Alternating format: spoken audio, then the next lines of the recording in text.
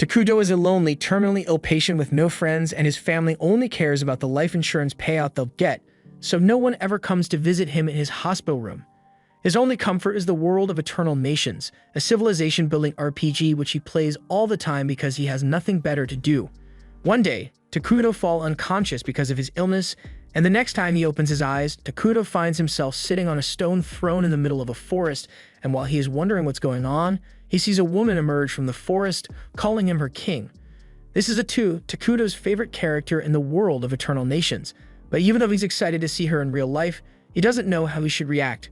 Fortunately, Atu is self-aware of the fact that she was part of a game, and she knows exactly who Takuto is, the legendary player who claimed the top of the user rankings year after year. She remembers every single playthrough she and Takuto have gone through, so she knows him better than anyone, and they are both happy that they finally get to meet in person. Takuto asks Atu if she was the one who summoned him here, but in truth, Atu has no idea what's going on here either. She simply found herself in the middle of this forest all of a sudden, but she is pretty sure that this isn't the afterlife. If she has to guess, she thinks this world is similar to Eternal Nations, but they can't be sure of that yet. Either way, Atu thinks this is a great opportunity, so she asks Takuto if he would like to start over with her and build a kingdom just like old times. Takuto likes the sound of that, so he agrees to work together, and Atu goes through the whole opening sequence, although it's a little embarrassing now that they are actually standing next to each other in person. The first order of business is figuring out where they are, so Takuto uses magic to summon a scout. But now that he is actually seeing the scout up close, he is disgusted by how ugly it looks. There's nothing he can do about that. Their Minara is a civilization that rules over darkness and evil, so his early game strategy is to avoid garnering too much attention so they won't get into any conflict, at least until they are strong enough to defend themselves. That's where this bug comes in, so Takuto orders it to go take a look around the area and notify him of anything important. At first, the bug just stands there and stares at him, but then Atu sternly reminds it that Takuto is its commander, so the bug takes off running to complete its task. Takuto was a little concerned that he might not be able to control his troops in this world, but it looks like everything still works the same as it used to. He can also see what the bug sees to some extent, so he should be able to figure out where they are soon enough. Anyway, moving on, it's time for them to think about their next steps. Takuto started off with 200 mana points, and he had to use 100 mana points to summon the scout, so he only has 100 left. He plans to build a settlement to act as their base of operations, which will cost him an additional 20 mana, but after that, he won't have much mana to work with. He was honestly hoping to create a warrior to fight for them in case they get attacked, but that really isn't an option anymore. Atu assures Takuto that he doesn't have to worry because she will fight for him, but to be honest, that isn't very reassuring coming from her. As part of the hero unit, Atu will grow stronger as more time passes, but right now, she pretty much has the strength of a regular person, so there's not much she can do to help. The bug is still zooming through the forest, and thanks to its scouting, Takuto now has an understanding of what this area looks like. But he's a little surprised because even though this entire area is a forest, he hasn't seen any animals or monsters yet. Atu assumes all the animals must be hiding since forest terrain provides a lot of hiding spots, but Takuto's main concern is that if he doesn't find some animals soon, they'll probably have to spend some mana to get some food. Atu apologizes to Takuto since she feels bad about not being of much use, but he tells her not to worry about it because simply having her by his side is a huge morale booster. Hearing that makes Atu really happy, so she tells Takuto she's very grateful for his kind words, but Takuto is having a hard time getting used to how expressive she is now that she's a real person. Just then, the scout finds something interesting, so it gets Takuto's attention and shows him a dark elf settlement in the middle of the forest. It's not far from Takuto's current location, and it looks like there are a lot of elves gathered together. Atu is relieved that it's just dark elves since they have a tendency to lean towards neutral evil, so they won't be opposed to the Minara Kingdom. But Takuto still thinks this is terrible because he can't have another civilization so close to his. His plan was to avoid war by staying hidden for as long as possible, but that won't be possible with the Dark Elves so close. Atu suggests that the two of them should ditch this place and head to a new location, and Takuto agrees since they haven't actually built anything yet, but before that, he wants to observe the Dark Elves a little more and survey the area to see if there's anything useful nearby. Suddenly, Atu senses someone's presence nearby, so she and Takuto turn around and spot a group of Dark Elves emerging from the forest. The Dark Elves seem just as surprised to see them because they had no idea there were other people in this forest. The Dark Elves only came here because they were driven out of their homeland, and with nowhere else to go, they were forced to head into this accursed forest. The journey has taken a toll on the Dark Elf children, and at this rate, they aren't going to last much longer. A small group of dark elves was sent out to go looking for a food source, and the group leader is certain that there must be something edible around here since there's so much vegetation. But Emil is very nervous. She has heard rumors of a dangerous forest at the edge of Idaragia where an ancient evil was sealed away, and she is worried that they might get attacked. The leader assures her that those rumors are nothing more than superstition, because if there really was an ancient evil lurking in this forest, then the trees here wouldn't be able to grow so well. Although he can't deny that the forest is really creeping him out for some reason. As soon as Gio lays his eyes on the Takuto, his heart sinks because what he sees before him is a manifestation of pure evil and malicious intent. He wants to run away, but he is worried that any hasty actions might put him and his people in danger, so he slowly approaches Takuto's throne and kneels before him to show his respect. He introduces himself as the head warrior of the Mazaram Dark Elf clan, and he apologizes for entering the forest without Takuto's permission.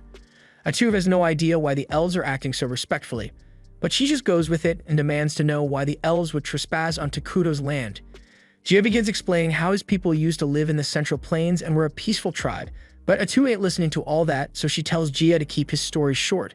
Jia apologizes and quickly explains that the elf tribe was persecuted and driven away from their land, forcing them to flee into this forest. He doesn't understand why his people had to suffer such harsh treatment when they never did anything wrong. They always aim for peace, but they were attacked and killed due to the prejudice against their race. Takuto takes one look at Jia and notices that he looks really thin, so Jia explains that he and his people were barely able to escape as their village was destroyed, so they didn't have time to pack supplies. And since they've been on the run non-stop, they haven't had time to look for food. In fact, that's why Jia and his team ventured out on their own since it has been 5 days since any of them have eaten anything, but they haven't had much luck in finding edible plants or animals. Takuto feels bad for them, so he decides to help them out a little and uses some of his mana to create some apples for them. Jia is surprised when he sees apples rolling on the ground because he has never seen anything like it. He's hesitant to try it since he doesn't want to be rude in front of a being like Takuto, but Emil and the others are so hungry that they don't care. They all bite into their apples, and it's the best thing they've tasted in a long time.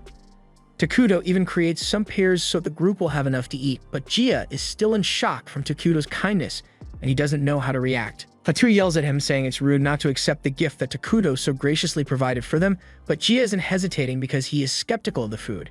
He presses his head against the floor and says he really appreciates Takuto's generosity, but there are children of the clan back at camp, and they have grown very weak due to the lack of food. They'll die soon if they don't get something to eat, so Jia asks for permission to take this food back to his clan so he can feed the children. Takuto feels bad for the children who are suffering, so he decides to go the extra mile for them and creates a ton of different food for Jia to take back with him. Although, Atu doesn't approve since something like this will cost a lot of mana. The Dark Elves are all in disbelief at the sight of so much food, and they are even more shocked when Takuto tells them they can have it all. For years, the Dark Elves have been oppressed and forced to live in the shadows, so no one has ever lent them a helping hand like this before. The Dark Elves express their deepest gratitude towards Takuto and carry the food back to the camp. At the camp, the Dark Elves are all on the verge of giving up, but a few of them remain hopeful that Jia and the others will return with some food. Just then, everyone in the village smells something delicious, so they all turn around, and to their delight, they see Jia and the others carrying bags of food on their backs. They are all relieved that they don't have to go hungry anymore, and everyone is praising Jia for finding so much food. But when they ask him where he got it, he just says he got lucky, leaving out the details of his encounter with Takuto. Later that night, Jia is staring at the fire while deep in thought when all of a sudden he is approached by the clan leader Molter. He tells Jia that he did a great job today and that the fruit he found were amazing. But he notices that Jia doesn't seem all that happy about it, so he asks him what's wrong. After a brief silence, Jia explains that he encountered a legendary being deep in the forest and he doesn't know how to feel about it. Molter asks what legend Jia is talking about, so he explains that Emil mentions something about a powerful being that was sealed away in the accursed forest. Molter has heard of the legend before, and he is shocked to learn that Jia actually met the King of Ruin. He explains that according to the legend, when the world becomes too prosperous, the King of Ruin will descend on the land and destroy everything, forcing all civilizations to start over from scratch. In all honesty, Molter can't guarantee that the legend is true, but he is inclined to believe it. He asks Jia if the being he met called himself the King of Ruin, but Jia doesn't remember him saying anything like that. Although how terrifying he looked, a name like the King of Ruin is definitely fitting. Molter asks Jia if he talked to the King of Ruin, but Jia says it wasn't much of a conversation. The King of Ruin didn't say much, but he had a woman serving him who spoke on his behalf. From how Gia has described the encounter, Molter is certain that this being is bad news, so he asks Gia if he had to do something like sell his soul in exchange for the food. Gia explains that the King of Ruin didn't ask for anything in return, but Molter thinks that sounds absurd because what kind of evil being gives things out for free? Gia has no idea why the King of Ruin did it either, but if he had to guess, he would say it was mercy. He assumes that his grace must have sympathized with their predicament and offered aid to save them. Molter is shocked that Gia would call the King of Ruin his grace because that is a title used only to show the utmost respect. But Gia sees nothing wrong with addressing the King of Ruin as his grace because he is someone who deserves respect. Molter can't believe that Gia is actually defending the King of Ruin and asks if he has been hypnotized or something.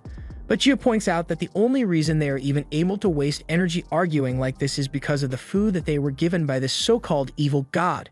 And it's not like Gia could have rejected the offer when they were so desperate for food. So what exactly did Molter want him to say? Molter realizes he has no right to judge Gia's decision to trust the King of Ruin, because given the situation, it was the best option. However, as the elder of this tribe, it is his duty to make sure everyone remains safe, so he says from now on, he will handle the negotiations with the King of Ruin. He has been alive for over 200 years, so he's sure he should be able to come to an understanding with the King of Ruin. Meanwhile, back at Takuto's camp, he is currently being scolded by Atu for carelessly wasting his mana on charity. She asks him why he would do something like that, but Takuto just says he felt bad for the elves and he didn't want to let their children starve. Atu understands that, but she reminds Takuto that they have barely started setting up their kingdom, so they can't be wasting their resources like this. She has a point there, so Takuto apologizes for not consulting Atu before using his mana, and he promises to make it up to her. But that aside, there's something that has been bothering him for a while now. He wasn't able to talk to the Dark Elves properly when they showed up because he was so nervous. Atu is surprised to hear that since she had assumed Takuto was playing the role of a disdainful higher being on purpose, but in reality, he's just socially awkward. Just then, the scout bug returns and it informs Takuto that the elves are approaching this area again. Takuto and Atu are surprised that the elves are returning, but he did give them more food than they could carry last time they were here, so he assumes they are coming back for the rest. Having different cultures nearby is bound to cause a conflict at some point, so Takuto really wishes the elves would just take the food and leave already. He could just tell them to get out of the forest, but that would require maintaining a conversation with someone other than Atu, and that's outside Takuto's skill set. Atu can see that Takuto is troubled by this, so she comes up with an idea and suggests that she handle all of the negotiations in Takuto's place. That way, Takuto will come off as a mysterious and dignified king instead of a socially awkward teenager. He likes the sound of that idea, but he asks if it's really okay for him to make her do all the talking. However, Atu said she's always happy to be of assistance, so she has no problem being Takuto's voice. A little while later, Molter and Gia arrive and kneel before Takuto. First, Molter introduces himself as the chief of the Dark Elf tribe, and he wants to offer his deepest gratitude to Takuto for providing his tribe with the food they desperately needed. He asks to know the name of their benefactor so he can properly thank him, and after a brief pause to confirm with Takuto, Atu announces that they are in the presence of the King of Ruin, Takuto Aira. Gia is stunned upon realizing that Takuto is indeed the fabled King of Ruin, but they can't be rude to him. So Molter once again thanks Takuto for his kindness towards them. Takuto is relieved that the negotiations have gone well so far, and since there's no conflict with the elves, Atu tells them to just take the food and get out of here. Both Gia and Molter are stunned when they hear this because they were totally expecting to have to pay some high price for receiving aid from the King of Ruin, so they ask Atu if it's really alright for them to leave without offering anything in return. But Atu reminds them they have nothing of value to offer in the first place. Molter really doesn't want to live the debt unpaid, since with someone as great as the King of Ruin it might end up costing their souls, but he can't say that out loud. Takuto can tell that things have gotten tense all of a sudden, so he calls Atu over for a sidebar. Atu is really upset with how stubborn Molter is being, and she is sure that the elves will end up causing trouble for them if they are left alone. So she suggests that they should just kill all of them and move on, but Takuto was actually hoping to build a mutually beneficial relationship with them. He figured out that Molter is uneasy about simply receiving aid for free, especially when it's coming from someone called the King of Ruin, so he suggests they should ask for some reasonable compensation to calm his nerves. Atu thinks it's a good idea, so she relays Takuto's decision to the elves, and Molter looks relieved, but Atu is still trying to figure out what to demand as compensation. She turns to Takuto for help, so he tells her to ask about the outside world. So Atu tells Molter that as compensation, he must provide Takuto with information about the world outside this forest, and he says he would be more than happy to oblige. However, Atu tells him that once he is done providing said information, he and his people are to leave this forest immediately. But that would mean the elves would be forced to wander without a home again. He asks Takuto to allow them to stay in the forest, but Atu immediately denies his request, and she tells him that if he values his life, then he had better not tell anyone of Takuto's presence. Jia is about to protest because the Dark Elf tribe won't survive if they are forced to leave the forest, but Molter stops him because they can't risk upsetting Takuto. They both get up and begin walking away, but as they are leaving, Takuto wonders to himself if this is really alright, because he doesn't want to force the elves to suffer, and just then, he comes up with a great idea. He calls out to the two of them and asks them if they want to become his citizens, but they are so stunned by the proposal that they don't know how to respond. Even Atu can't believe what Takuto just said, so she calls for another sidebar and asks why he would say something like that. Takuto explains that he was thinking of recruiting the Dark Elves with a refugee system, and now that he mentions it, Atu realizes it's not a bad option.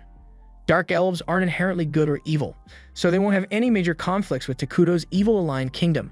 Plus, in the game, the main citizens of Minara were homunculi, and here they are ugly as hell, so he asks Atu if she really want to live in a kingdom that only had those things around. Atu is now on board, so she turns to Moltar and Jia and tells them that if they agree to become citizens of Minara, then they will be protected. Moltar asks what exactly that means for them, and to put it bluntly, Atu tells them that from the moment the Dark Elves join Minara, they will be considered evil. Whether they choose to join Minara or not is entirely their decision to make, but she assures them that if they do join, it will at least be interesting. A while later, Takuto and Atu are walking over to the Dark Elf camp since they finally made their decision, but Atu is a little upset that it took them so long to agree. Takuto, on the other hand, expected them to take a while to decide, especially after Atu told them they become evil if they join Minara. Eventually, they arrive at the Dark Elf camp, and upon his arrival, Molter announces to everyone that their new king has arrived, so they all now down and clear a path for Takuto as he walks toward the throne they made for him. Some of the elves are terrified when they see Takuto for the first time, while others seem excited, but those who got a little too close end up passing out from the sheer magnitude of the dark energy coming off him. Jia warns everyone not to look directly at Takuto because he might think they are being rude, but Takuto doesn't really mind. Once Takuto is seated on the throne and all the Dark Elves have been gathered, he officially declares that everyone present here will be a citizen of Minara from today onwards. That's pretty much it, so all the Dark Elves are now Takuto's citizens, but Jia was honestly expecting more since Atu did say they would become evil. Just then, an immense amount of hatred begins flowing into Jia's body as he recalls all the injustices he and his people have suffered, and it's the same for all the other members of the Dark Elf tribe. And after being reminded of how they've been persecuted, they are all relieved and excited to have someone like Takuto looking after them. A few days go by in the new kingdom of Minara, but things are not going well for Takuto at all. He was just taking a look at the map that Molter gave him, and he becomes incredibly frustrated because this is the worst RNG he has ever gotten for his starting location. Atu asks him what's wrong, so he points to the map and explains that to the north of this forest, there's the holy kingdom of Quolia, which worships the god Arlos, and the elven kingdom of El Na, which worships nature, and both of them lean heavily into the good alignment, so if either one ever found out of the evil nation of Minara, then Takuto and Atu would be toast. There's no way they could ever defeat powerful nations like that in a head-on confrontation, and to make matters worse, this accursed forest doesn't have a single harvestable resource, so the difficulty here is just unfair. On the bright side, they do have the Dark Elves now, so they should be able to make up for the current weaknesses of the kingdom, and speaking of the elves, Atu hears them approaching and she seems pleased because they are probably here to deliver some valuable information. A little while later, Molter and Jia arrive, and this time they brought Emil with them. Jia explains that Emil is very smart, and she is well versed in lore and foreign affairs, so he is sure that she will be of great help with Takuto's plans. Takuto is pleased with the extra help, but he can tell that they are all still really nervous around him, so he has Atu tell them there's no need to be so formal around him. Moving on, Atu informs them that Takuto has made a few decisions regarding the administration of Minara, so starting today he will be appointing Moltar and Jia to key positions. Molter will handle the management of the nation's matters, and from what Atu has heard, Molter should be able to use magic, so she is expecting a lot from him. As for Jia, he will be appointed as the warrior captain for the entirety of the Minara army, and he will have full authority over the troops. Jia says he is honored, and he promises to slaughter any and all who stand in Takuto's way without a second thought. Takuto is weirded out by how serious Jia looked while he said that, so he has Atu tell everyone that he prefers peace, so they should avoid starting conflicts unless absolutely necessary. Gia can't believe the King of Ruin is actually a pacifist, but anyway, Atu tells everyone to get some rest for now because they will soon begin constructing houses in the forest. Molter thanks Atu for her consideration, and he tries to make himself look better by telling her that the knowledge he possesses will make him far more useful than a brute like Gia. But Gia starts arguing that an old man like Molter won't be able to help much with construction anyway. Atu isn't really interested in their argument, but it seems like they are eager to start working, so she asks Takuto if it's alright for her to order them to begin the construction immediately. Takuto sees no problem with that, so he says they can start collecting materials, but he also wants to do it in a way so they can gather the materials without destroying the forest. Atu thinks it's a great idea, so he asks Molter if it's possible, and he says they should be able to pull it off if they make most of the houses out of the hollows of giant trees. Takuto is pleased to hear that, so he tells them to get to work as soon as they can, but he reminds them to reforest as they go. The three of them are about to get to work, but they are a little confused because they don't understand what Takuto meant by reforest. Takuto is surprised that they don't know what reforesting is since, from what he has heard, the people of this world should have already unlocked the fortified architecture tech tree. Atu asks them if they at least know about military magic or the 6 great elements, but Molter has only ever heard of 4 great elements. As for military magic, Emil doubts that anyone from the other nations would know about it. So Takuto and Atu realize that the people of this world are surprisingly underdeveloped. As it stands, the magitech of the Dark Elves is far below Takuto's expectations, but if the rest of the world is similar in terms of development, then Takuto thinks they should be able to catch up to them soon. But that will be a lot later in the future, so for now, Atu explains what reforestation is.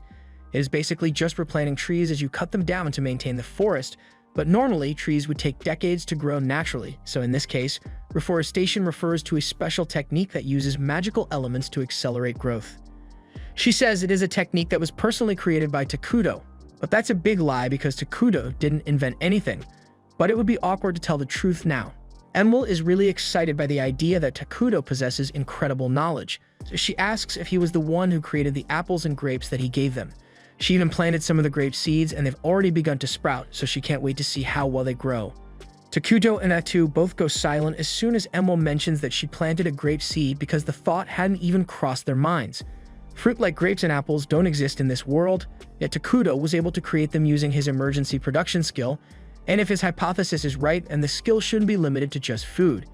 Takuto tested out by summoning a coin, and just as he expected, it worked flawlessly. With this new discovery, as long as he has the mana for it, he can create anything from gunpowder to base metals and even petroleum. So taking over the world may not be as hard as he thought it would be.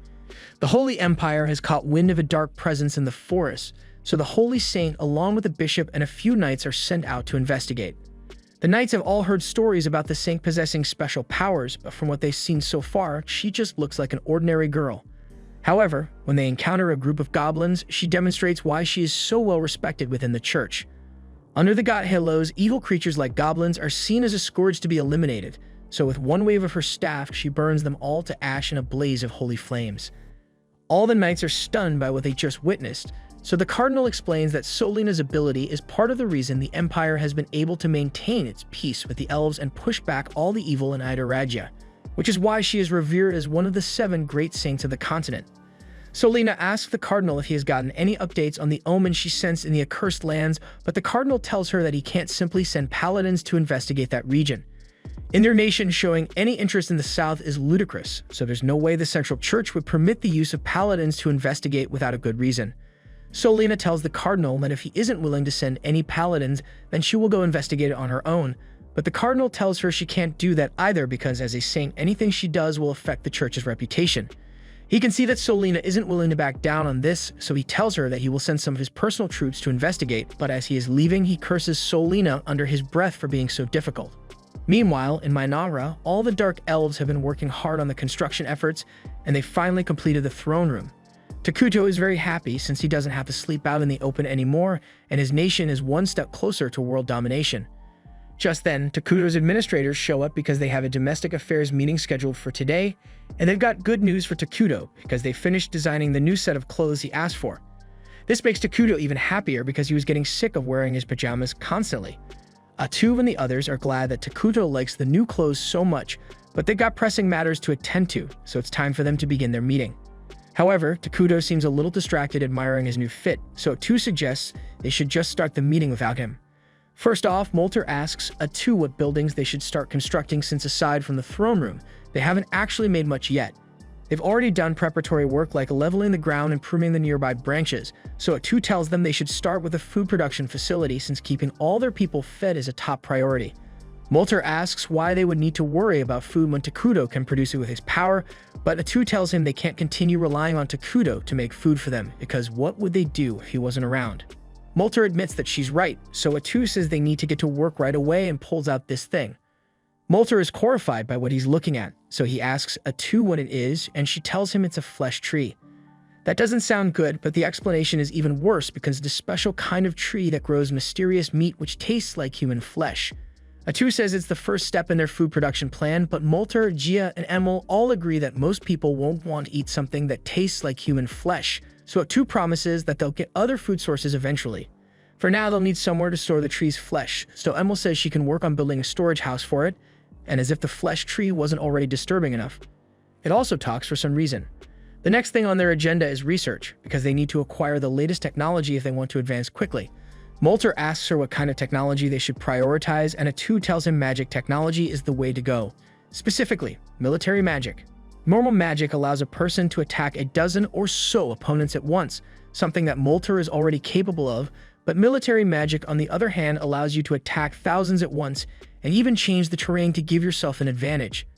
Molter is amazed to learn that such magic exists, and he is excited to learn as much about it as he can, so he says he will handle the research personally. Now all that's left is the military planning, and Gia immediately offers to start mobilizing an army, but Takuto stops him and says he doesn't actually want to put much effort into their army yet. Armies don't produce anything, they just consume resources, and right now, Mainara doesn't have enough resources to sustain an army. Besides, even if they did create an army, they are nowhere near strong enough to actually defeat anyone, so it would be pointless. Gia protests because as things stand, they won't be able to protect Takuto if he were to be attacked.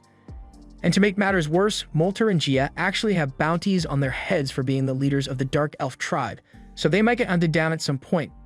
With things as they are, Takuto agrees that neglecting defense would be a bad idea, but he still doesn't want to spend all that money on making an army, so he says he will make a hero instead. Atu tells him that's a great idea because while a hero has a high production cost, it is a lot easier to provide for a single person as opposed to a whole army.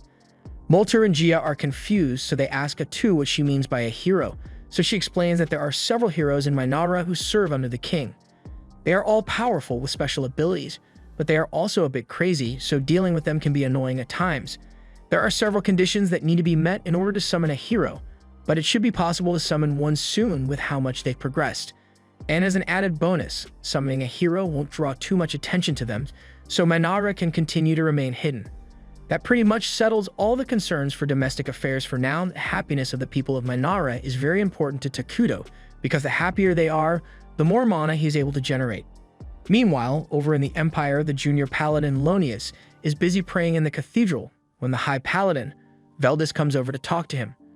Lonius asks Veldis to quiet down since this is a place of prayer, but Veldis just wanted to have a friendly chat with him since they were both assigned to the investigation.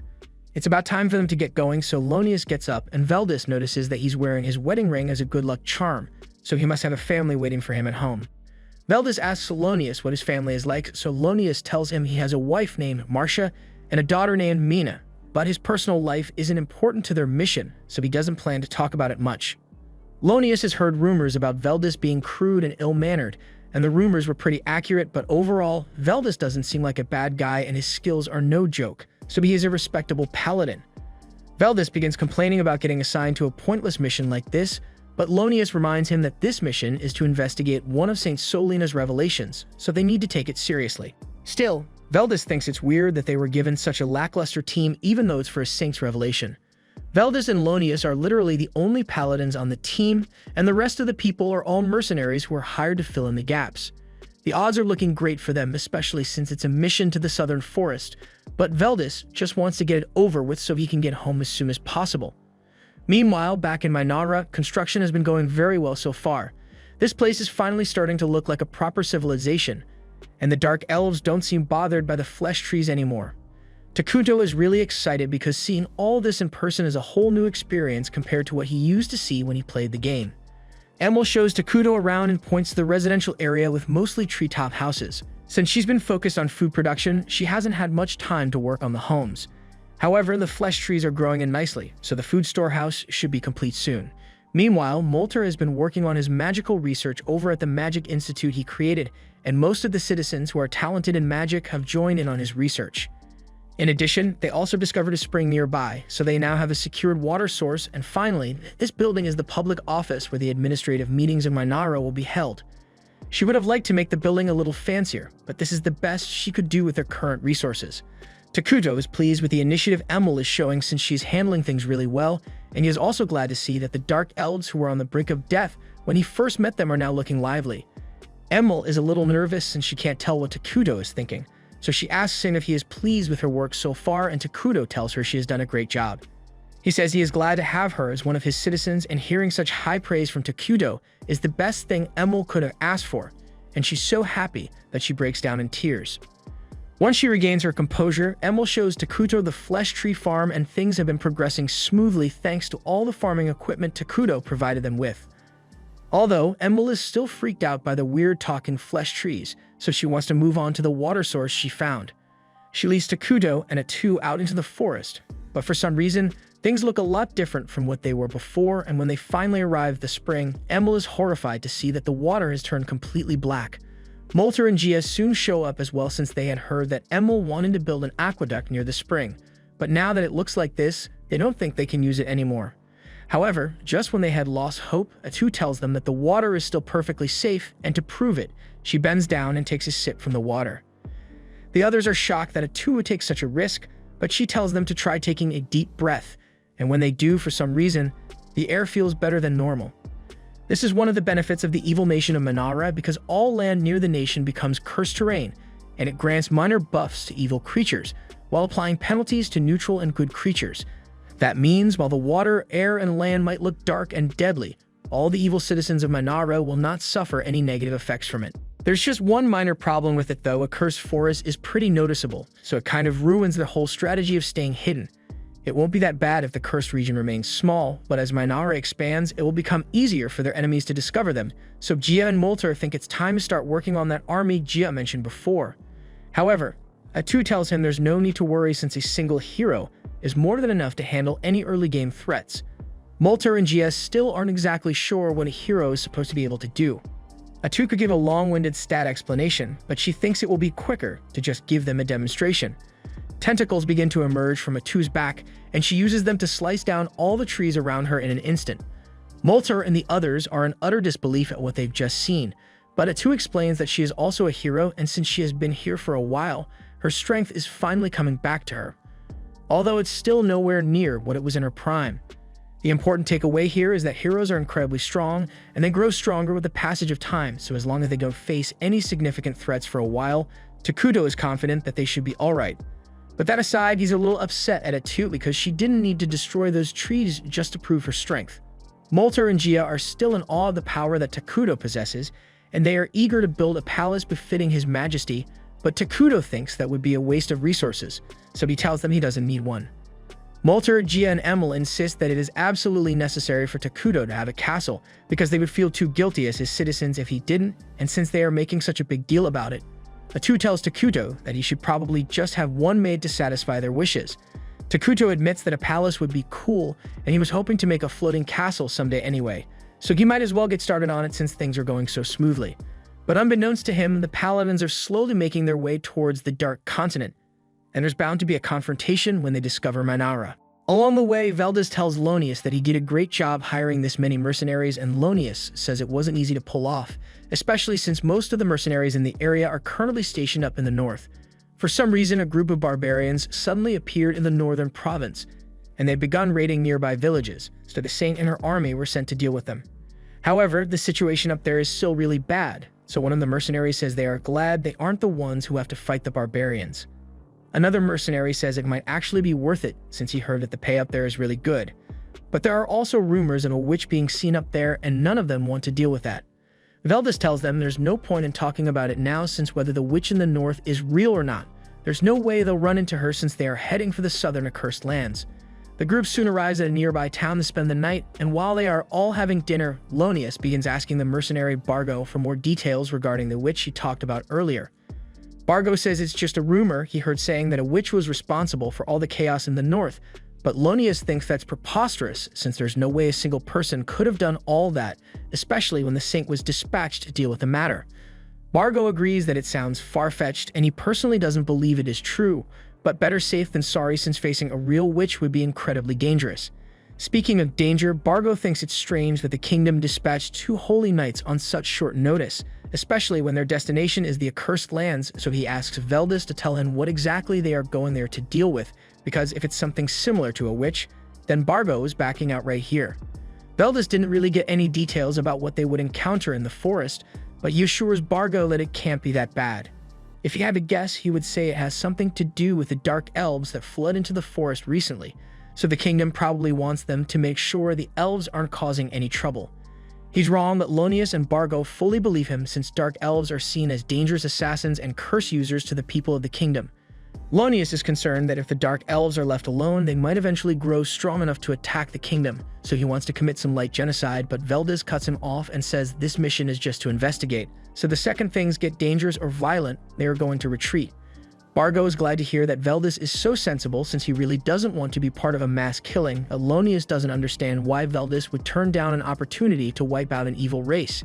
Veldis simply says, "Ma'am, you've got a wife and kids and you really want to go into a genocidal battle for no reason." Even if Lonius doesn't care about making it home alive, the rest of the mercenaries here have families they would like to see again, so unless absolutely necessary, Veldis isn't going to put their lives in danger.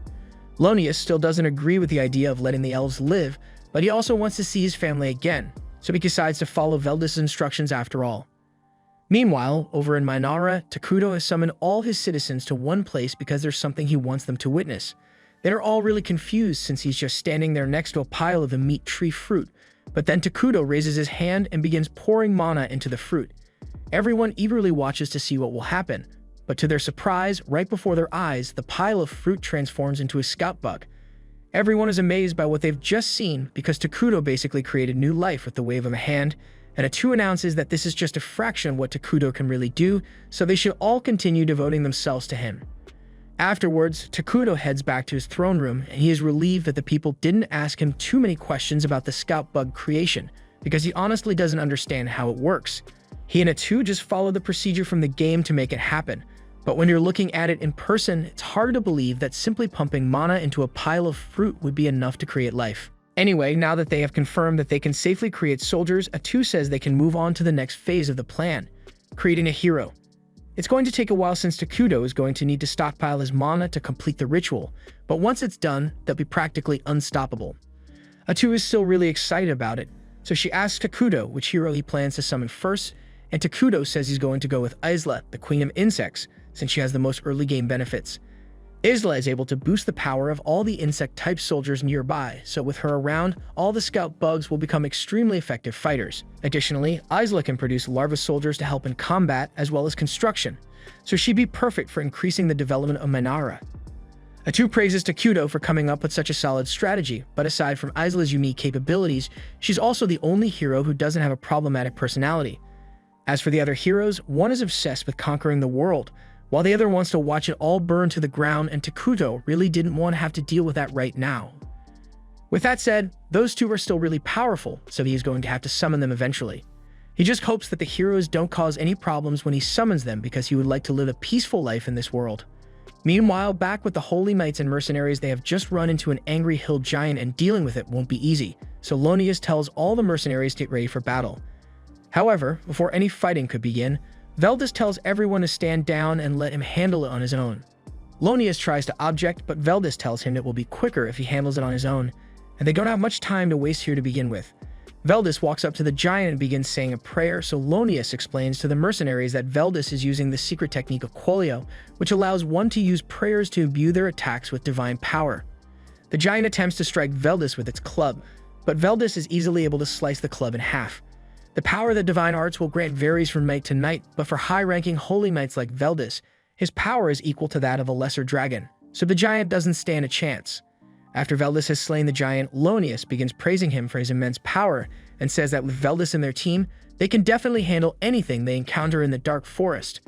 However, Veldis doesn't look pleased and tells him that they can't be sure of anything yet. Back in Minara, Takuto is busy munching down on a burger.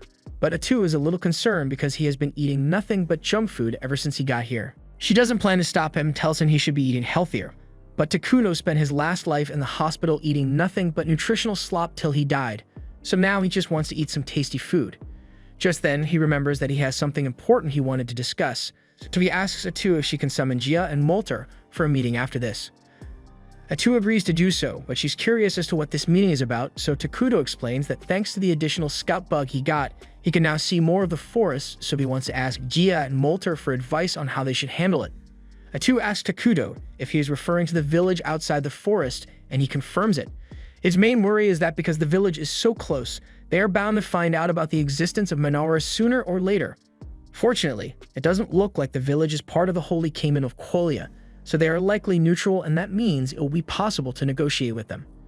However, if anyone else were to show up, it would be really bad since coming all the way out here would mean they came on a mission.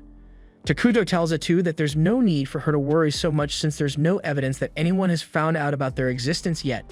Atu jokingly warns him that saying stuff like that never ends well for the main character, and Takuto is laughing along with her.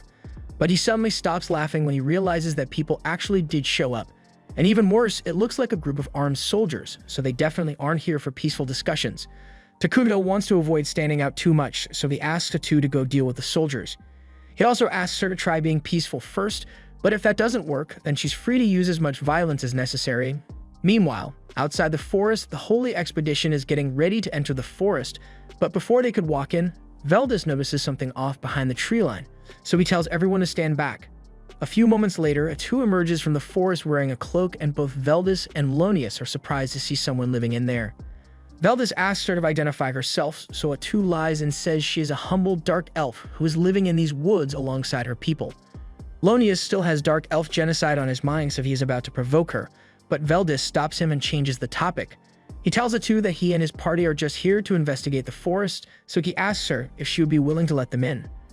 Atu politely declines their request, saying that the Dark Elves would rather not have their new home invaded for no reason.